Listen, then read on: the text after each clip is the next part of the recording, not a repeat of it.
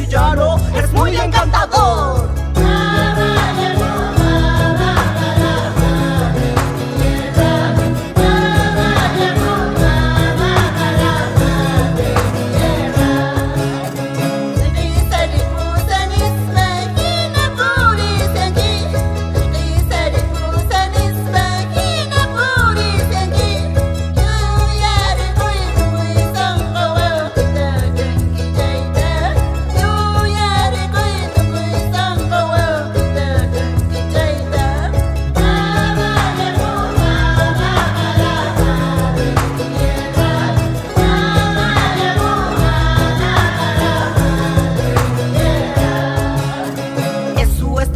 Deslumbrar con todo su esplendor, coches, tarjetas y alta moda, sí señor. Muchos se impresionan cuando lo ven en persona. Muy buen académico, arquitecto, abogado, médico. A su madre ancestral ha olvidado. Varios territorios, conflictos muy notorios. Indígena ancestral pidiendo respeto a la atrevida modernidad. Nuestra estrategia fundamental, Coasapus, medicina ancestral. Cientos de años, miles de años no nos van a eliminar. ¿Quién y cómo diciendo Eisiwei Sarita? Dejando tu pueblo, así estás caminando. Olvidando tu pueblo, así estás caminando. Me voy, me escapo diciendo, estás caminando. Recuerda con todo el corazón, ¿quién eres tú?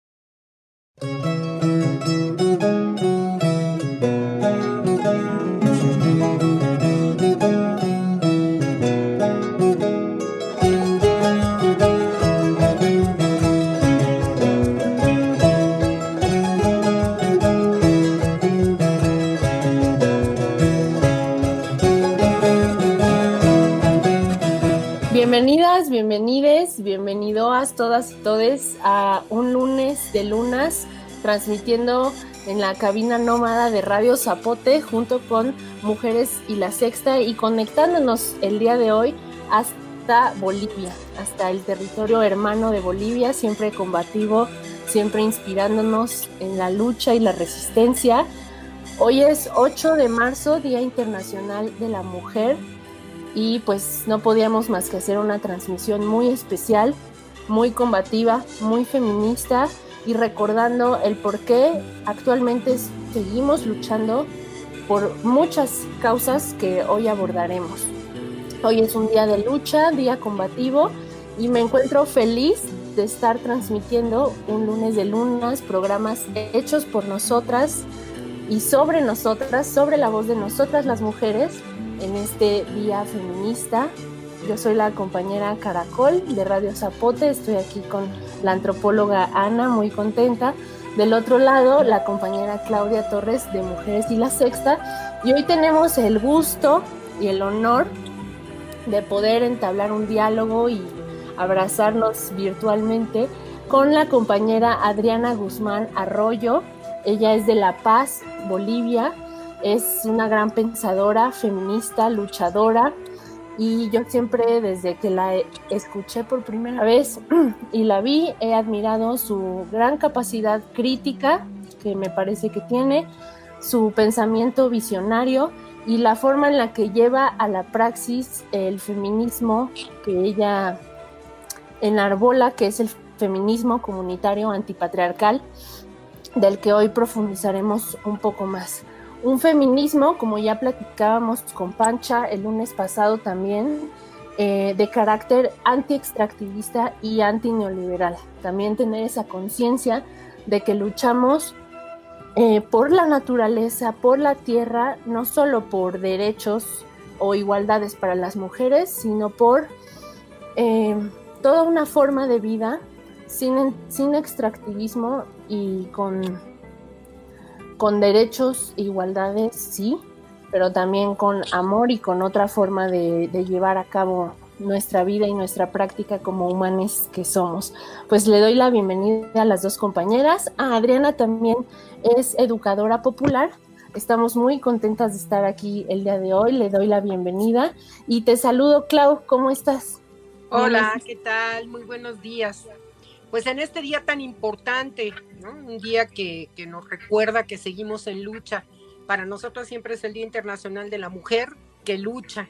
Le ponemos este complemento importante porque también las mujeres del sistema lo celebran, pero lo celebran celebrando el capitalismo también, ¿no? Nosotras estamos muy bien identificadas con nuestra lucha de clase, con nuestra lucha por los pueblos originarios, y por eso es que hoy Adriana está acá. Y le agradecemos tanto, la hemos conocido también, pues gracias al movimiento zapatista, porque en los encuentros, por ahí, este encuentro se ha dado y nos hemos podido abrazar, algo que podremos hacer, espero, próximamente.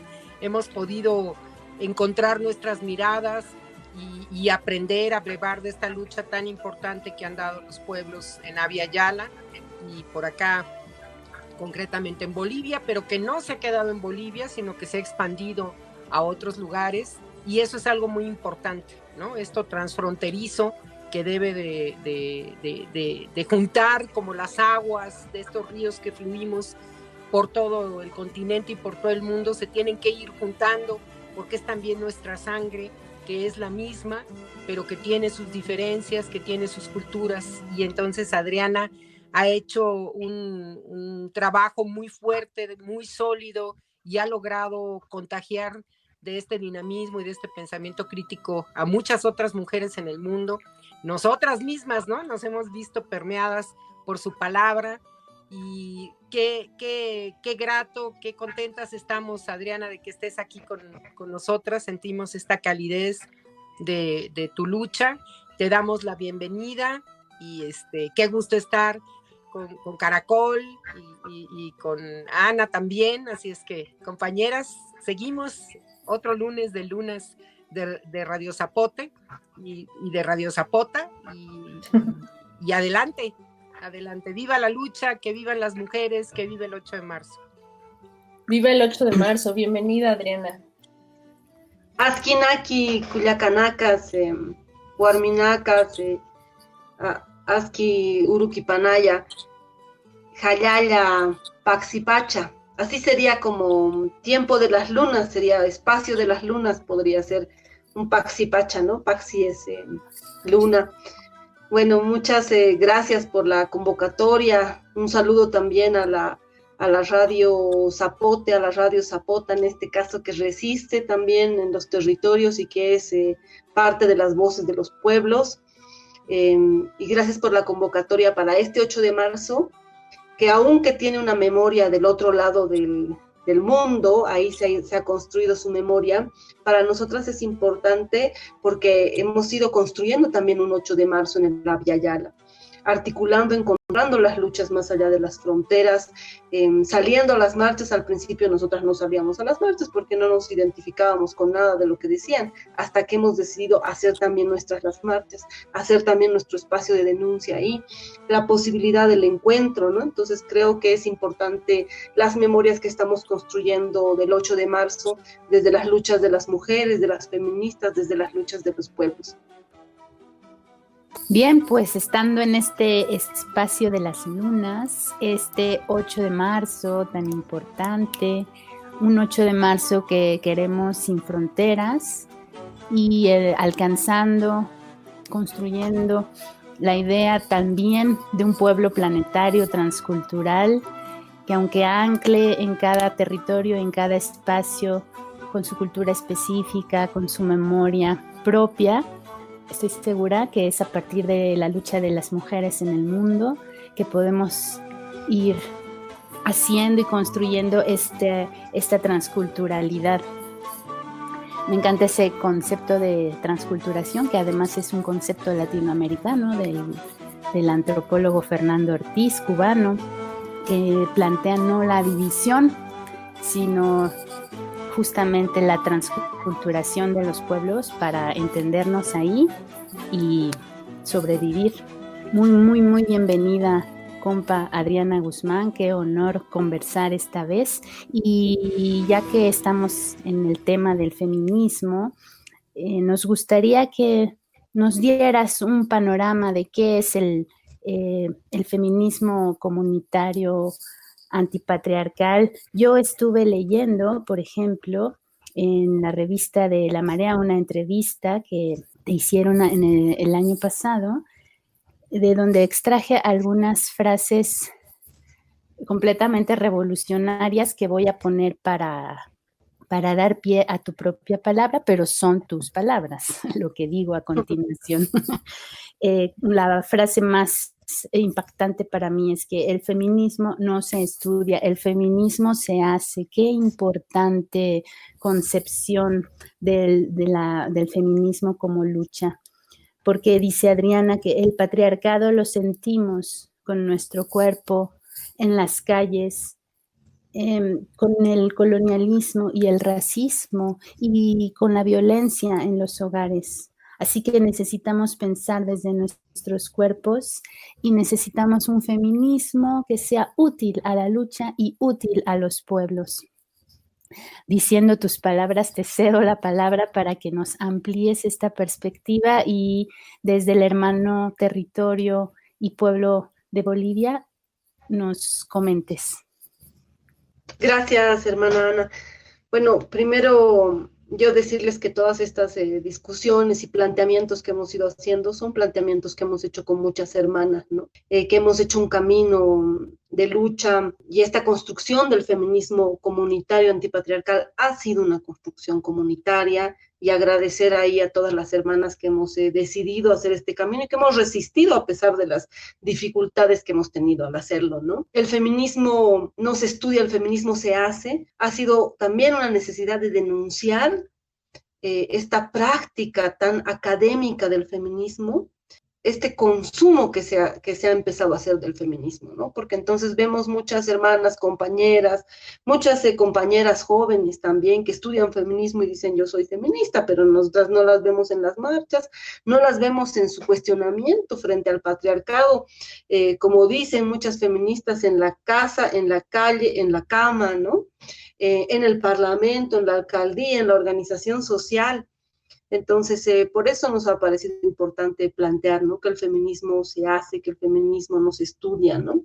Y así como con el feminismo, el socialismo, el comunismo y todos, porque esta lógica de la academia que te come las rabias, ¿no? Y entonces te devuelve, en vez de rabias, te devuelve conceptos, categorías, te devuelve marxismo en vez de rabia contra la explotación cotidiana que vivimos, ¿no? No para deslegitimar el marxismo, sino para entender que las luchas se hacen desde el cuerpo y que los libros pueden ayudar, pero si no hay cuerpo, solamente son libros, ¿no? Y eso nos parece importante. El feminismo comunitario antipatriarcal en Bolivia se va construyendo desde la masacre del gas, el 2003, y lo vuelvo a nombrar porque se parece también, ha sido muy similar al golpe al pueblo y golpe de Estado del 2019, donde miramos, nos encontramos en la calle con el patriarcado, con el colonialismo, con el racismo, ¿no? En el 2013 la masacre fue en la ciudad del Alto, que es una ciudad migrante aymara, y para nosotras eso fue importante, ¿no? Reconocer que nunca se va a masacrar, los militares nunca masacran los barrios de los ricos, los barrios de la gente con dinero, no se masacra en las comunidades. Los militares disparan en los barrios empobrecidos. Entonces, ¿qué más explicación hay que nuestras vidas no valen? Pues a pesar de que hagamos una discusión como fuera, en un mundo patriarcal, colonialista, racista, nuestras vidas no valen, las vidas de las mujeres valen menos todavía. Entonces, la masacre del gas nos ha permitido mirar eso, ¿no? Nos ha permitido encontrar, nombrar con claridad al colonialismo, al racismo, al patriarcado, al machismo, ¿no? Porque a pesar de estar luchando juntos, hombres, mujeres, todos en la calle, antiimperialistas, anticapitalistas, porque este era un presidente gringo, entonces en ese momento era muy importante ser antiimperialista, ¿no? Estar en esa lucha anticolonial, ya que había un camino importante anticolonial en Bolivia, es estar en la calle en eso y volver a la casa y encontrarte con el compañero machista, golpeador, violento, ¿no? Absolutamente inconsecuente con todo lo que discutimos en la calle. con todas las consignas que tenemos en la calle. Entonces, para nosotros ese ha sido el encuentro con el machismo, con el patriarcado. Finalmente, la masacre del gas ha terminado en una sucesión constitucional, por ejemplo, porque hemos logrado expulsar a un presidente gringo que estaba vendiendo los recursos, masacrador, racista. En algún momento este presidente ha dicho, bueno, hay que matar 500 indios más y este problema va a estar resuelto, ¿no? Así, con esa lógica de que nuestras vidas no valen, ¿no? Para nosotras el 2013, ese desenlace de una sucesión constitucional, de una democracia que nosotras ya no queríamos continuar, ha sido también las lógicas patriarcales que se reproducen, ¿no? Porque estando autoorganizadas más de 30 días, como ustedes conocen bien, la autonomía, la autoorganización, resolver la comida, resolver la salud, resolver la violencia, porque en 30 días no ha habido feminicidios, no habían denuncias de violaciones, porque estábamos en la calle luchando, cuidándonos, ¿no? Entonces, para nosotros la solución no era una sucesión constitucional, sino era un poder popular,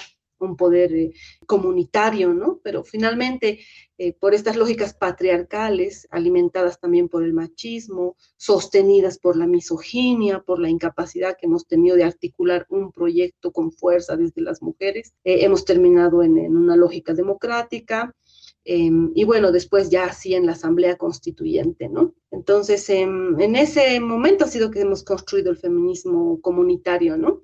Feminismo por la necesidad de hablar del patriarcado, ¿no? Feminismo por la necesidad de ponerle nombre a esta incoherencia de tener un compañero en la calle y en la casa un patrón, ¿no? Sin poder explicarla bien en ese momento, sabíamos que el feminismo, la palabra feminismo, nos daba una posibilidad de explicar eso, ¿no? De hablar de eso que ellos no querían hablar, porque en las reuniones, en las asambleas, como en la Asamblea Constituyente, se habla de cosas importantes, ¿no? Del modelo económico, el modelo de Estado, la vida cotidiana, la crianza, el trabajo de la casa. Lo que pasa con nosotras pareciera que no eran cosas importantes. Nosotras queríamos hablar de esas cosas para nosotras importantes, estructurales, ¿no?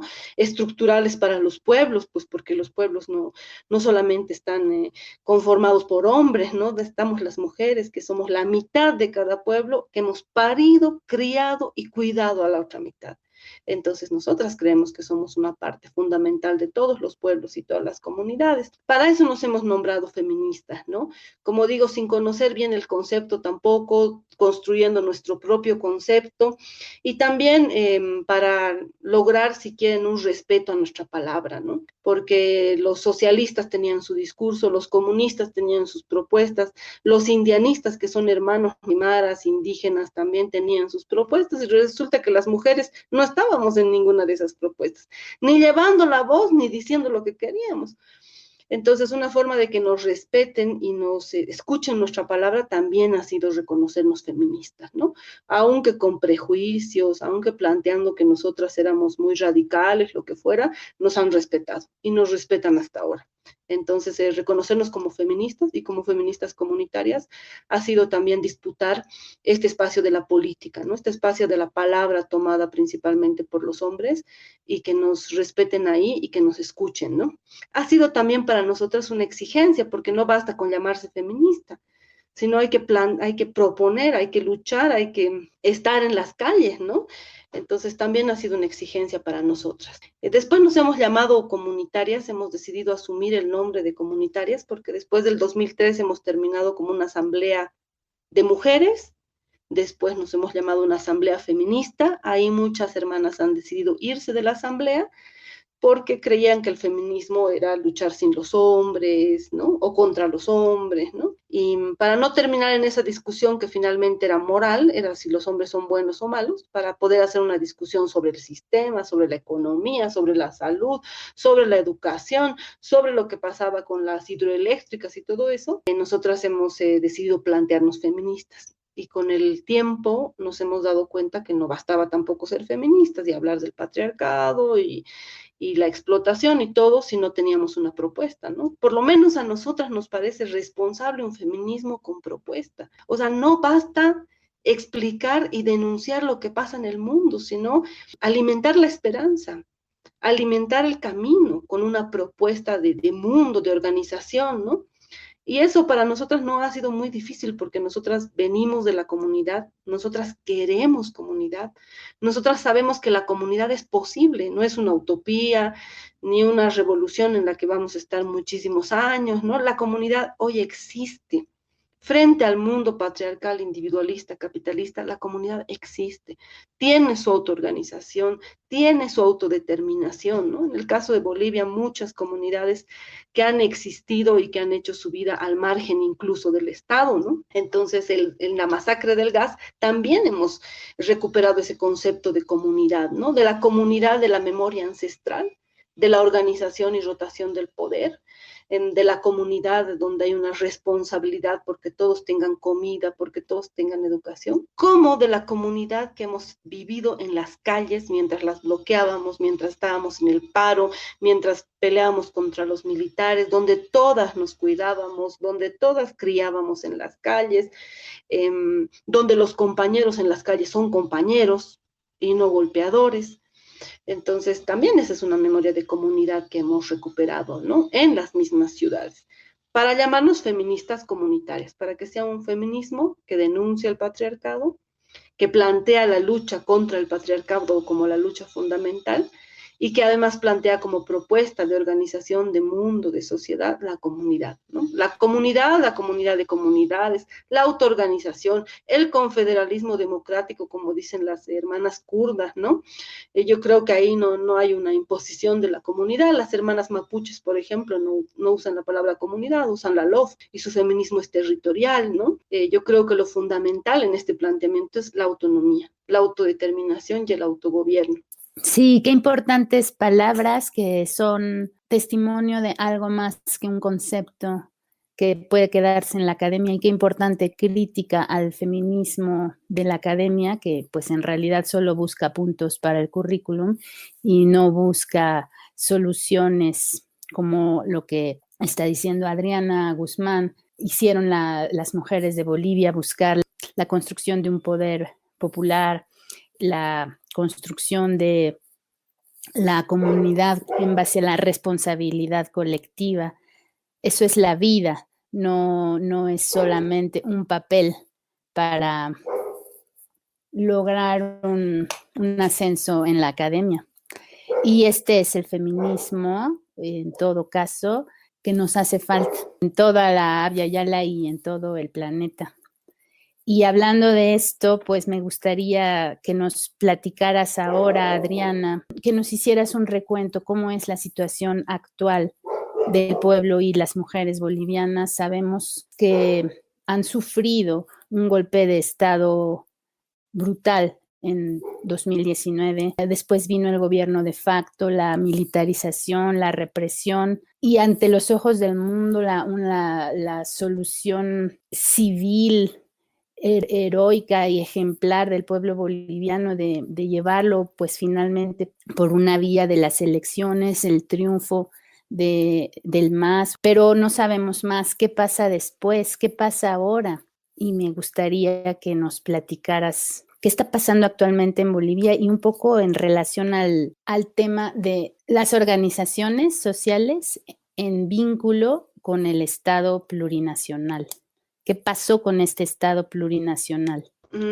Antes de esa pregunta, yo quisiera también aclarar que este cuestionamiento al feminismo académico, digamos, en realidad es a la academia en sí, no solamente al feminismo, porque sabemos también lo difícil que es discutir sobre el patriarcado en un mundo académico al que le importan otras cosas, sino el patriarcado, ¿no?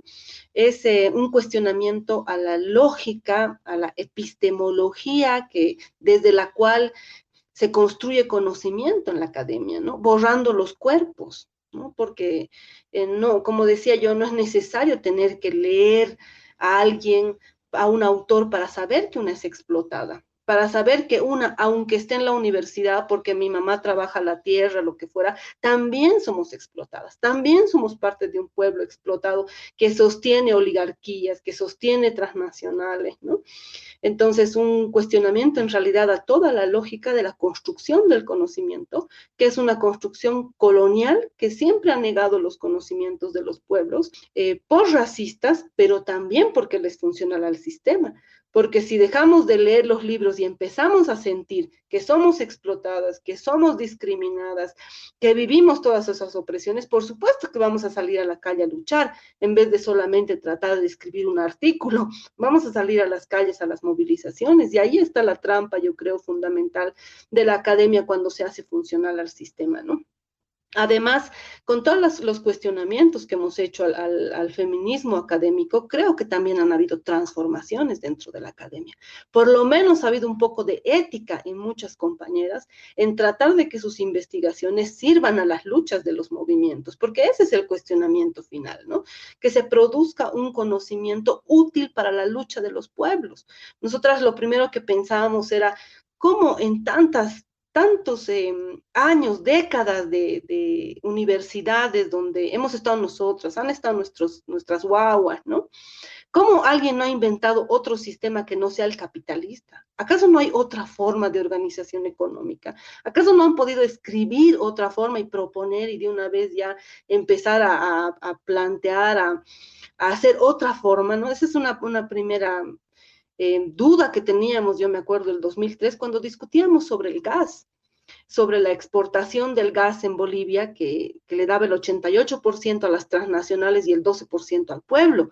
Entonces nosotros decíamos, ese es un mal negocio, no había que ser ingeniera para darse cuenta, pero obviamente los medios de comunicación decían, bueno, las mujeres marchan sin saber qué pasa con el gas. No, sí sabíamos.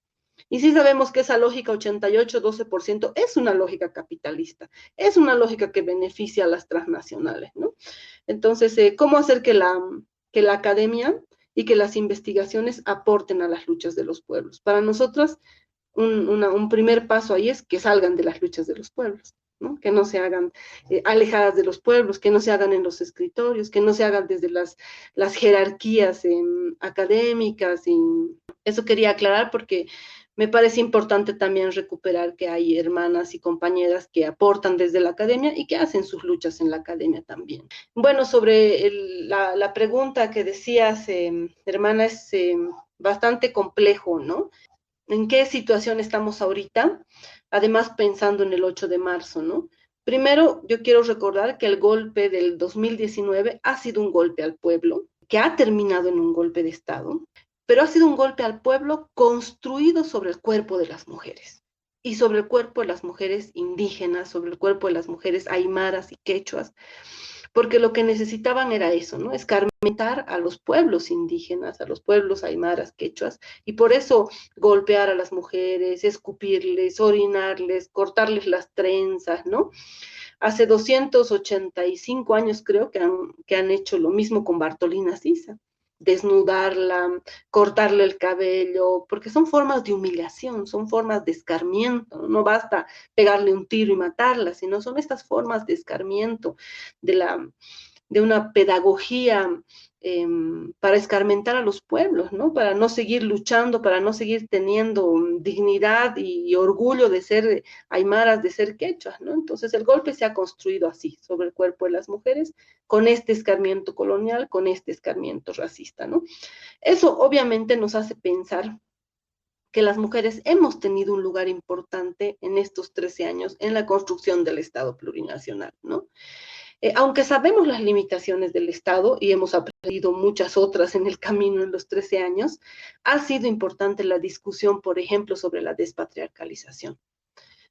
Todo un pueblo, organizaciones sociales, dirigentes, senadores, todo el mundo discutiendo qué es la despatriarcalización, qué siempre es ese patriarcado y cómo lo vamos a desarmar, porque ese ya era un compromiso desde la Asamblea Constituyente. La descolonización, ¿no? ¿Qué hacemos ahora con las iglesias? Por ejemplo, se ha reducido mucho el poder de la Iglesia Católica. Lastimosamente han crecido los poderes de otras iglesias, pero se ha reducido. Esa ha sido una decisión de un proceso de descolonización, ¿no?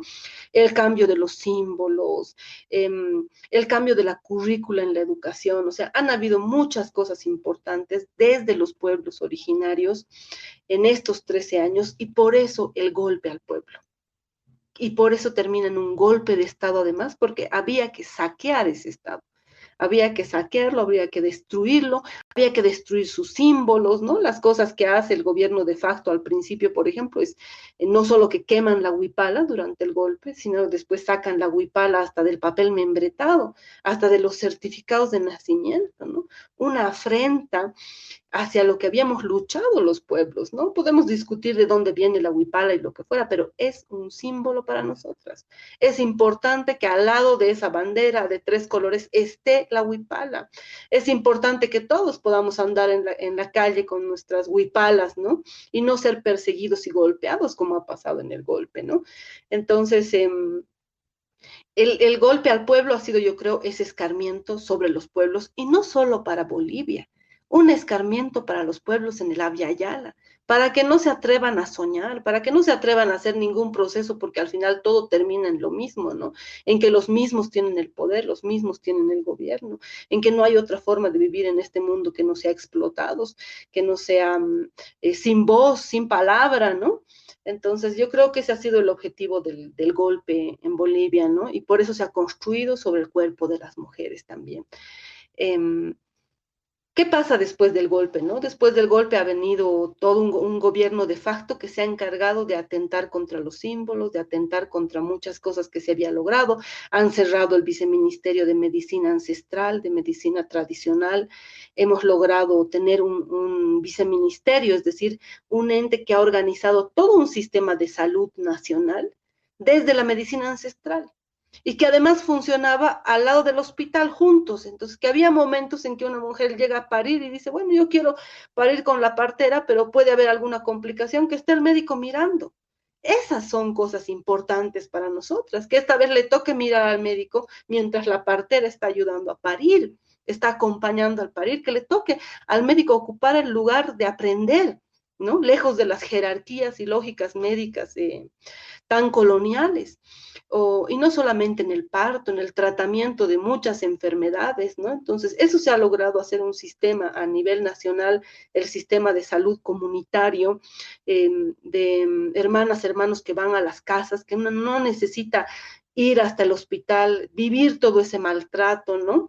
Y en ese encuentro entre esta medicina ancestral y la medicina occidental, médica, no sé, han habido pues peleas, disputas de poder. Eso es descolonización, ¿no? La descolonización no se hace solamente con la ley o poniendo solamente la huipala en el hospital, sino en esta disputa de conocimientos, en esta capacidad de diálogo, de encuentro o de desencuentro también, ¿no?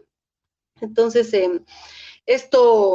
todo este proceso de descolonización, de despatriarcalización que se ha hecho, ha sido atentado por este gobierno de facto, ¿no? Se ha cerrado ese viceministerio, se ha sacado la huipala, se ha impuesto un discurso fundamentalista con la Biblia, con la imagen de una mujer madre abnegada que tenía que aceptar todo, con las misas en helicóptero, porque ya estábamos en cuarentena, misas en helicóptero, bendiciones en helicóptero, o sea, todo lo contra lo que habíamos logrado luchar y desmontar se ha tratado de imponer, ¿no? Eso también es un mensaje para la región. Eso también estaba financiado, por supuesto, con Bolsonaro. O sea, Bolsonaro también ha mandado gente hasta la frontera para apoyar en el golpe, y sus capitales han estado también dentro del país, como otros capitales, para sostener el golpe, ¿no? Después de eso, ¿qué es lo que sucede? Yo creo que hemos resistido, que hemos recuperado mucha fuerza durante el golpe, y también mucha autocrítica con lo que han sido 13 años de construcción de un Estado plurinacional donde no se ha tocado la organización económica, o como llaman la patriz, no matriz, sino la patriz económica, ¿no? Los capitales en la oligarquía, los empresarios que tienen al final la propiedad de grandes tierras para el monocultivo de la soya, por ejemplo, tierras que son de los pueblos originarios. No se les ha quitado las tierras como debería haberse hecho. No se ha tocado la lógica de la banca. Las ganancias de la banca, siempre se ha dicho, bueno, la banca es la que más gana, este país es con estabilidad económica. ¿Qué estabilidad económica para nosotros es que la banca siga ganando plata? O sea, sí, pagamos nuestros créditos, incluso perdiendo nuestros propios capitales como mujeres en los pequeños negocios, con todos esos créditos que se han inventado para las mujeres, ¿no? Que lo único que hacen es explotarnos más.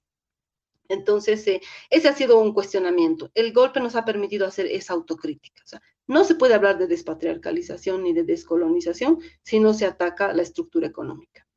No puede haber un país de inclusión, de diversidad cultural, de lo que quieran, si está la economía en manos de los oligarcas, racistas, fascistas, amigos de las transnacionales, porque evidentemente son capitales internacionales, pero quien les genera condiciones para estar aquí son estos oligarcas, son lo que llaman las oligarquías, las burguesías nacionales, ¿no ve? Que a los gobiernos les parece bien alimentar esas burguesías nacionales. Tienen que cuidar su turismo, tienen que cuidar su negocio de la soya. Entonces, ¿de qué gobiernos podemos hablar de los pueblos que cuidan a la burguesía?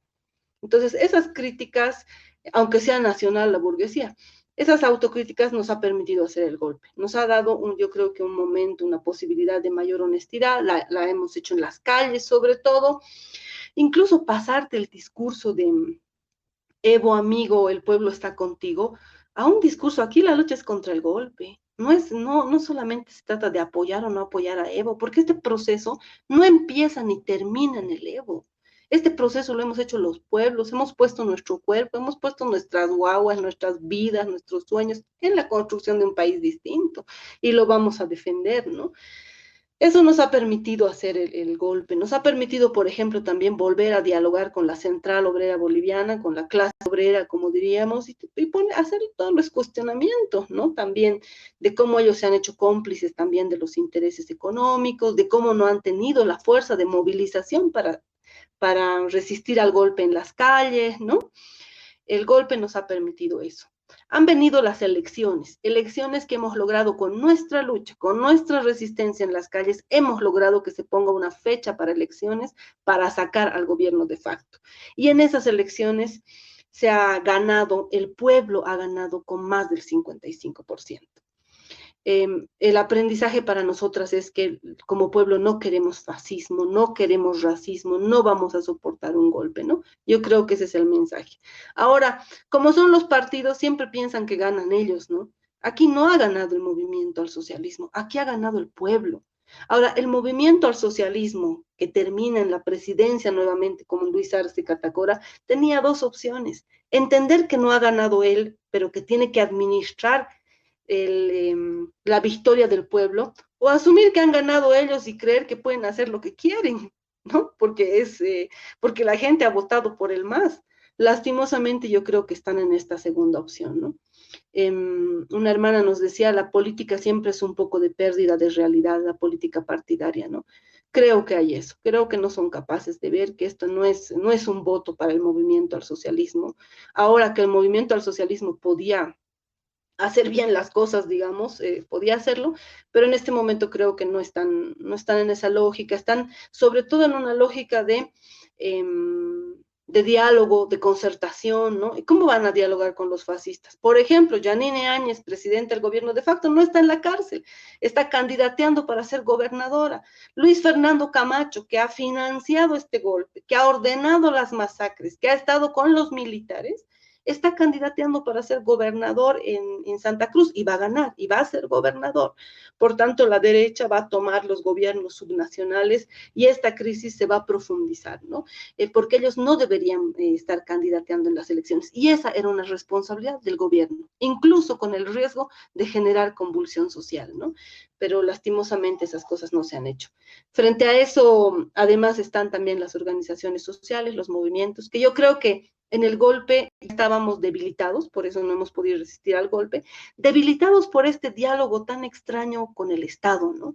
De pensar que las organizaciones están en el gobierno, pero a veces sentir que no, que las organizaciones estamos en la calle para hacer lo que dice el gobierno, ¿no? Esta relación tan extraña que hemos tenido durante 13 años, que nunca ha sido una mirada de izquierda de la toma del poder, digamos, eso no ha habido en la masacre del gas, ni ha sido una decisión de los pueblos originarios. El planteamiento ha sido construir el vivir bien, pero ahí estaba el Estado. Entonces, en vez de tomar el Estado nos ha tomado a nosotros, a las a los dirigentes sociales, creo, y ha reciclado todas estas lógicas de gobernabilidad, de defender los intereses de los ricos y también los de los pobres. Y entonces algo que no ha permitido finalmente hacer el vivir bien, profundizar las transformaciones, ¿no?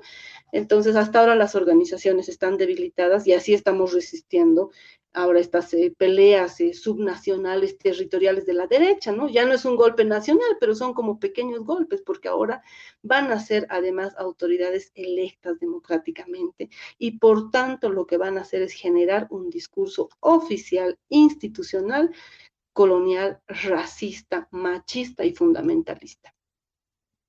La cruda experiencia boliviana es un aprendizaje para todos los pueblos del mundo, pueblos milenarios que habían inventado una civilización aquí en el Abya Yala desde antes que existiera en algunas otras regiones del mundo, luchando por un Estado plurinacional, por la construcción de una vida comunitaria. De pronto se enfrentan a este golpe de Estado que muchos, como bien lo dijo Adriana, no quieren nombrar como tal, pero la experiencia boliviana a través de las palabras de la compadriana también nos hacen pensar y concluir que los golpes de Estado y la democracia son dos caras de una misma moneda que se legitiman uno a otro en el suceder de la historia y que los pueblos, las organizaciones, las comunidades, es evidente que hay que buscar otro camino que no es la relación con el Estado, que finalmente es una construcción patriarcal. Y ese asumir nuestras responsabilidades colectivas es lo que es sumamente difícil. Y ahora nos dices, las organizaciones, pues claro, están debilitadas, vienen de una fuerte represión, humillación, escarmiento. La colonia parece continuar eternamente, el sistema colonial. Y a esto se suma algo, como decimos aquí en México, cayó un chahuistle, ¿no? Una plaga que es la pandemia y el trato político universal que se da a esta situación de enfermedad causada por un virus. Me gustaría entonces preguntarte, Adriana, ¿cómo se está viviendo la política pandémica en Bolivia? Que nos lo dejas ver ya, es otro golpe. Es otra manera de control. Nosotros aquí pues le llamamos el controlavirus porque se presta para legitimar y darle flores al fascismo y a conseguir la desmovilización y el encierro. Pero a ustedes pues este chahuistle les cayó enseguida del golpe, otro golpe más. ¿Cómo lo están viviendo? ¿Qué esperanzas se construyen en esta situación pandémica? A ver, ha sido un tiempo de mucho aprendizaje también, ¿no? Porque, a ver, primero porque la pandemia o cualquier virus para nosotras como pueblos, y eso hemos vuelto a aprender a recordar, es un marcani, es un espíritu, es una fuerza, existe, ¿no? Existe, es una energía. Y como hablamos de complementariedad, como existimos en este territorio, con la pacha, con el agua, con los ríos, con el sol, con la luna. Esa es la complementariedad que hay, ¿no? La complementariedad no solamente es hombre y mujer, como plantean desde una mirada heterosexual, heteronormada en la cosmovisión, porque la cosmovisión no era así, esas son las modificaciones coloniales y patriarcales de la cosmovisión, ¿no? Entonces, para nosotros es una complementariedad con el mundo, con los seres, con la pacha, con la vida, y ahí también están los virus, ¿no? Entonces, algo que hemos recuperado en el tiempo de la pandemia es poder hablarle al virus para acabar con el miedo, ¿no? Porque el miedo es el que te paraliza, el miedo es el que no te deja ver cómo prevenir la enfermedad, el miedo finalmente es el que no te deja respirar, ¿no? Entonces se han recuperado muchas plantas ancestrales, mucha medicina ancestral para resistir, partiendo de hablar con el virus, ¿no? O sea, de hablar como un acto consciente, diría la psicología, ¿no? De entender que, bueno, este no es un momento en el que yo pueda enfrentar la enfermedad y, bueno, si me toca enfrentarla, tengo que planear esto, ver qué protocolo, qué plantas tomar para prevenir, matico, Huira Huira. Nosotras vivimos en montañas altas, entonces aquí hay muchas plantas para los pulmones. Aquí ha sido, yo creo, un poco más fácil resistir desde la medicina ancestral porque hay plantas que ayudan a los pulmones, que ayudan en las infecciones, ¿no? Entonces ha habido mucha memoria comunitaria en los saberes ancestrales de la medicina, pero también mucha memoria comunitaria en la responsabilidad con las otras, con los otros, ¿no? Solo el pueblo salva al pueblo, entonces de las comunidades han mandado camiones de toneladas de medicina, de plantas ancestrales, plantas medicinales a las ciudades, ¿no? Han mandado cítricos, han mandado fruta, han mandado, sabiendo que en las ciudades no había comida, pues, ¿no? Y que con el golpe era peor. Entonces, esta forma de organizarnos, de redistribuir la comida, a mí me ha parecido muy importante para recordar que tenemos esa memoria comunitaria, ¿no? Que no es una utopía, que no es imposible romper con el individualismo, que no necesitamos siempre el Estado y el sistema de justicia que nos indique qué es lo justo, qué es lo correcto, ¿no? Entonces, ha sido importante todo eso durante la pandemia. La pandemia se ha juntado con el golpe, la persecución, hermanas y hermanos encarcelados, eso lo ha hecho más difícil, pero también creo que nos ha ayudado a ser más fuertes frente a la pandemia, o sea, no había otra forma que salir a protestar. No, es importante cuidarse y todo, pero es importante que el miedo no nos paralice en las luchas. Entonces también hemos salido a las celdas judiciales, también hemos estado en las movilizaciones, juntando eso con, todas las marchas se hacían con plantas medicinales, ¿no? Desinfectando mientras marchábamos, a mí todo eso me ha parecido una fuerza tan grande que tenemos, ¿no? Una dignidad tan grande que tenemos de resistirnos, o sea, no podíamos vivir en un golpe, no podíamos soportar esa humillación, ese permanente racismo, que ha quedado mucho, ¿no? Pero que era importante sacar, como un acto de dignidad, era importante sacar a ese gobierno de facto, ¿no?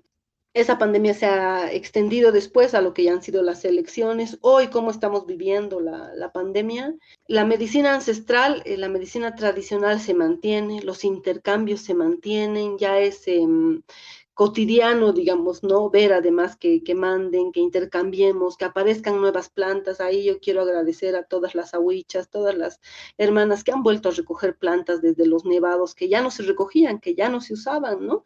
Como el tola tola, plantas que ya no se usaban y que nos han sido muy útiles en todos los territorios. Eso se ha mantenido. Pero los intentos de la derecha de desestabilizar, digamos, al pueblo, ya no solamente al gobierno, se han mantenido también.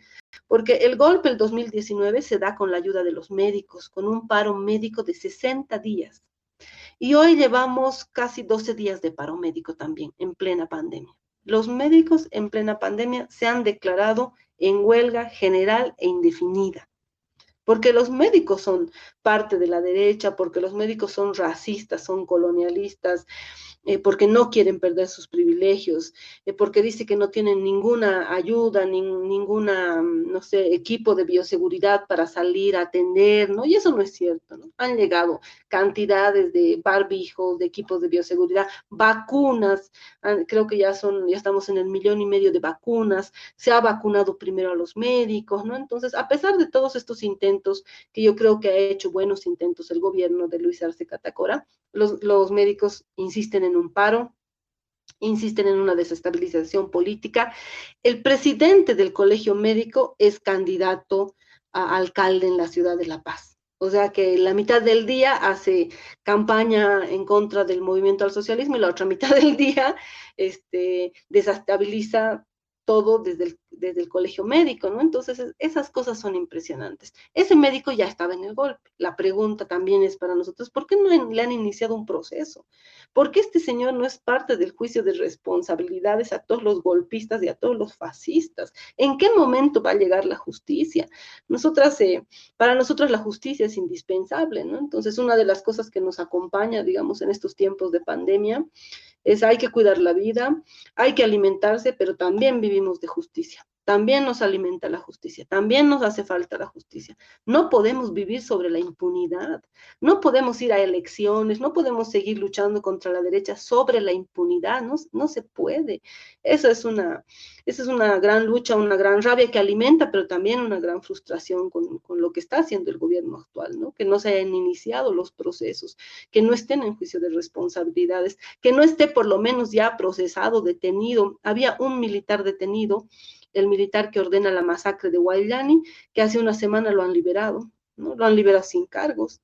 Entonces, esos son mensajes que también llegan en la pandemia, que alimentan la lucha, que también alimentan nuestras certezas de que en el gobierno no se acaba la lucha, de que la resolución, digamos, no es siempre el Estado, ¿no? Aunque yo no diría que es totalmente sin el Estado, o sea, se han logrado cosas con el Estado plurinacional.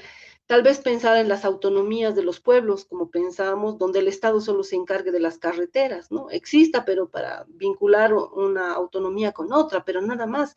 Cada pueblo con su autonomía económica, en salud y todo, intercambiando entre los pueblos, ya veremos cómo nos autorregulamos, ¿no? En esas condiciones estamos en la pandemia. También yo creo que es importante decir que la pandemia ha sido utilizada por el sistema judicial para generar una total impunidad. Durante la pandemia han sido liberados más de 14 feminicidas con sentencia de 30 años, porque supuestamente por encima de esa sentencia está su derecho a no contagiarse COVID en la cárcel, y han sido liberados. Violadores que han sido liberados y que han vuelto a su casa y que han vuelto a violar a sus hijos, razón por la cual estaban encarcelados. Entonces, mientras las mujeres pensábamos que todo estaba en cuarentena, que los jueces y los juzgados no estaban funcionando, nuestros violadores y asesinos ya estaban saliendo, ¿no? Es decir, no ha habido una información clara, y no solamente en Bolivia, en el mundo no hay una información clara de cómo está operando el sistema de justicia en la cuarentena, en qué momentos hay audiencias, cómo son las audiencias. Nosotras recién nos hemos enterado, después las audiencias eran por Zoom, hemos logrado conseguir los Zooms, entrar, protestar en los Zooms, sabotear el Zoom para que se caiga la señal, para que finalmente no haya audiencia, pues porque si van a beneficiar a los asesinos, pues mejor que no haya ni audiencias. Estas protestas que hemos aprendido a hacer ya por las tecnologías, porque no había otra forma, todo el sistema judicial se ha trasladado a la plataforma tecnológica. Total impunidad, el juez te corta el micrófono, no deja que hable la abogada defensora y listo, y sueltan a los asesinos. Entonces, yo creo que también la pandemia se ha utilizado eso, para una impunidad, ¿no? Y finalmente la pandemia se ha utilizado en los parlamentos, en Bolivia y en otros, en los parlamentos, congresos, diputados, senadores, para aprobar leyes que están en contra de los pueblos. Y como no hay la información suficiente, y como todo el mundo está mirando la pandemia, cuántos muertos hay o cuántos no hay, pues se están aprobando leyes con las que no estamos de acuerdo, ¿no?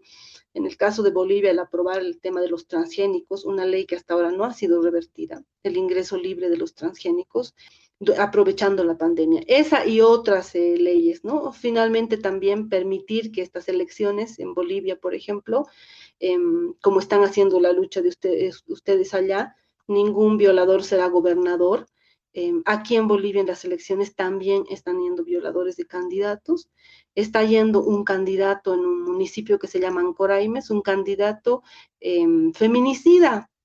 Pero como no hay sentencia, porque él ha manipulado durante estos 7 años, él ha sido feminicida político, ha asesinado a una concejala, una mujer aymara que ha llegado a ser concejala y que él no ha dejado que ejerza su cargo, y que finalmente él y su hermano la han asesinado, y ahora está de candidato nuevamente, porque no hay sentencia. Y en medio de esta pandemia, más difícil apurar la sentencia, más difícil terminar los juicios.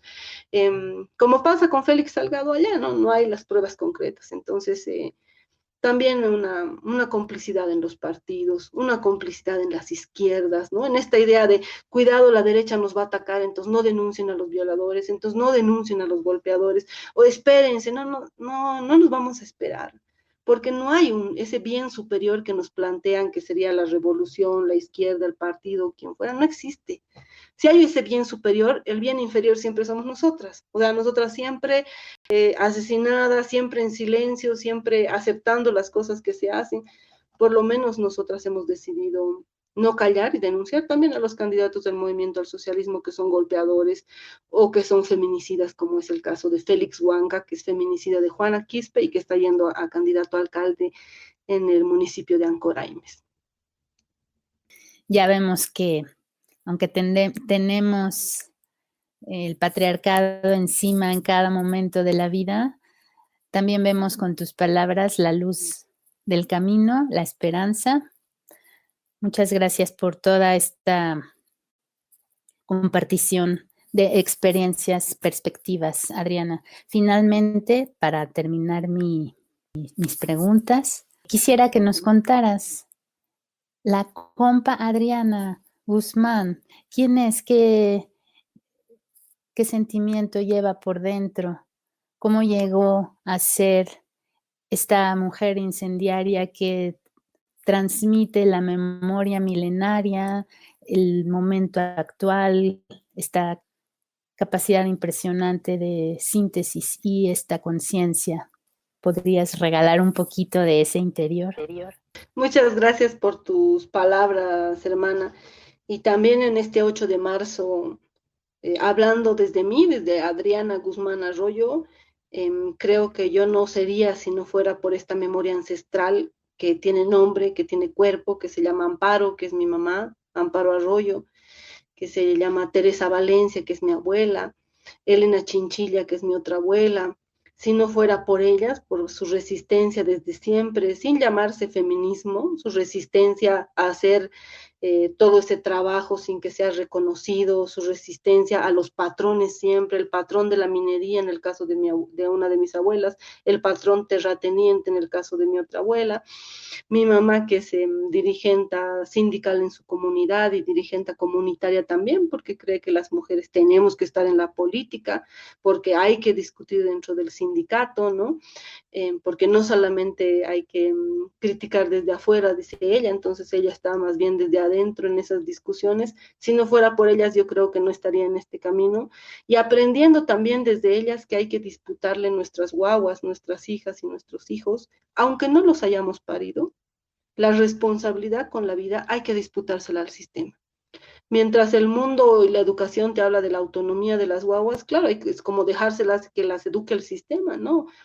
Por lo menos en mi comunidad, en mi familia, hay una exigencia de formación política, ¿no? Yo no voy a esperar que mis hijas decidan si quieren ser feministas o no. O sea, lo que no pueden hacer es no luchar contra el patriarcado, lo que no pueden hacer es no cuestionar el machismo desde pequeñitas. Y eso mi mamá, mis abuelas han logrado conmigo y eso es lo que yo les exijo a mis hijas. Tengo dos hijas, soy creadora de vida, como decimos, intentamos decir nosotras, y eso les exijo también a mis guaguas. Y este tiempo de pandemia ha sido también un tiempo muy lindo para repensar eso, ¿no? La relación con las guaguas, o sea, realmente vale todo ese tiempo de explotación para lograr, no sé, ahorrarse unos pesos, comprarse un auto, vivir endeudadas para comprarse algún lugar para vivir, dejando ese tiempo tan importante de criar, porque es la única, no se repite eso más, hay solamente una niñez, y si en esa niñez no estás al lado de las guaguas y no les exiges una posición política, que desde pequeñitas cuestionen el racismo, las jerarquías, el machismo, se perdió ya después de grande, no lo logras, ¿no? Entonces, para mí, esta responsabilidad con la vida, esta crianza que hay que hacer con las guaguas, nuestras paridas o no paridas, creo que es lo fundamental para las luchas de los pueblos, ¿no? Lo fundamental para el vivir bien. Vivir bien también es saber que tus guaguas tienen herramientas para luchar, que tus guaguas van a seguir las luchas que hemos hecho nosotras y que han hecho nuestras abuelas y que han hecho nuestras ancestras. Eso, hermanas. Compañera Adriana, nos has dado grandes lecciones de vida. Muchas gracias por compartirlo. Estas herramientas para luchar son importantísimas. ¿Cuántas y cuántas mujeres ni siquiera se han dado cuenta cómo son explotadas? Muchas en el mundo se sienten a veces hasta privilegiadas de ser cuidadas por un macho, por alguien que les impone. Ojalá nos escuchen todas, te escuchen para darnos cuenta, descubrir qué tan colonizadas, qué tanto el patriarcado nos está aplastando, porque todas juntas somos muchas, la mitad, y tú decías bien, ¿no? También hemos parido a la otra mitad. Así es que sí podemos lograr la lucha, somos muchísimas. Solo tenemos que entrar en esta conciencia, en esta dimensión, en mirar hacia nuestros ancestros y ancestras para encontrar ahí la fuerza. Así es que tú lo has hecho muy bien, muchas felicidades, muchísimas gracias por compartir, por estar siempre en la lucha, por decirnos cuál es la situación actual ahora en tu país, que no está nada fácil, o sea, lograr vencer al golpe, pero pues ahora entiendo que los que debieran solo administrar este triunfo del pueblo deberían estar también haciendo lo correcto. Y si no es así, pues las cosas se vislumbran con la necesidad de volver a luchar y volver a transformar y que el pueblo vuelva a decir cuál es su voluntad. Así estaremos, así estamos, pero este entendimiento nos da luz en un camino en el que todas debemos de estar involucrándonos. Así es que este 8 de marzo sirve para reafirmar lo que tenemos que hacer. Te agradecemos muchísimo tus palabras, tu experiencia y deseamos lo mejor para todo el pueblo aymara, el pueblo quechua y todos los demás pueblos que integran este estado plurinacional y que continúe la lucha en esta revolución que nos lleve a un buen vivir. Muchísimas gracias por tu presencia. Muchas gracias. Gracias, Anita. Gracias, Caracol. Gracias, Clau, por tus palabras desde Mujeres y la Sexta. Como dices, muchas gracias a Adriana Guzmán Arroyo, que nos acompañó el día de hoy en este 8 de marzo incendiario, en este 8 de marzo feminista, todo marzo feminista, todo Abya Yala será feminista y todo el mundo será feminista. Como dice Adriana, por la lucha de nuestras ancestras y por la lucha que corporalizamos cotidianamente para nuestras hijas, para nuestras guaguas, para las generaciones que vienen. Estuvimos en este Paxi Pacha, Tiempo de Lunas, muy contentas, desde Radio Zapote y Mujeres y la Sexta. Tuvimos ocasión de reflexionar, de replantearnos con todo esto que nos dice Adriana sobre el feminismo, sobre vivirlo en nuestro cuerpo, sobre que nadie te tiene que decir ni explicar que eres explotada o en qué situaciones eres explotada. Tú misma lo vives y desde esa rabia y esa conciencia que puedes tener, también pueden hacer nuestro feminismo, nuestra lucha, nuestra conciencia para las y les demás, ¿no? También tuvimos bastante panorama de cómo está la situación en Bolivia y le agradecemos a Adriana porque pues no hay, yo creo, muchos medios para informarse así de viva voz cómo están, cómo se sienten, qué pasó con el golpe, con las elecciones, cómo están actualmente. Y pues no sé, me queda esta reflexión de que los partidos al final siempre van a hacer lo mismo, como dijo la compañera Ana la otra vez, que dicen los zapatistas, los partidos nos parten y pues al final del día siempre van a ser mañosos, ¿no? Siempre van a hacer lo mismo, que es pues jugarle un poquito a la derecha, ¿no? Y estuvo muy importante tener este panorama, conocer lo que está sucediendo en Bolivia y seguir dándonos cuenta de cuánto luchan y resisten por allá los hermanos y hermanas aymaras y quechuas de Bolivia, que son un ejemplo de dignidad y de lucha muy fuerte que Adriana nos ha transmitido el día de hoy y que esperemos también integrar la lucha de estas hermanas y compañeras para nuestra lucha en el día a día. También me quedo con esta reflexión de Adriana sobre pues que es gracias a la resistencia de nuestras ancestras que llevan 500 años resistiendo sin llamarle feminismo necesariamente, es por esa lucha y resistencia y amor que ellas han puesto en sus acciones que estamos el día de hoy aquí, en este 8 de marzo, compartiendo la voz, la palabra y mandándoles a todas las que nos estén viendo y escuchando un abrazo, que sepan que no están solas, que seguimos luchando y resistiendo y diciendo viva el 8 de marzo, vivan las mujeres que luchan, vivan todas las mujeres del mundo, creadoras de vida y creativas que, como digo Ana al principio, con nuestra fuerza y la plurinacionalidad que existe en Abya Yala vamos a lograr cambiar el mundo.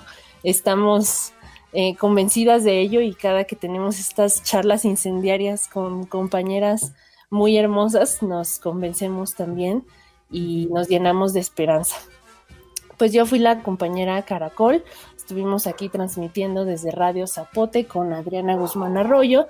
Te mandamos un abrazo, besos, que estés muy bien. Si quieres despedirte, puedes prender tu micro, Adri, y pues muchas gracias.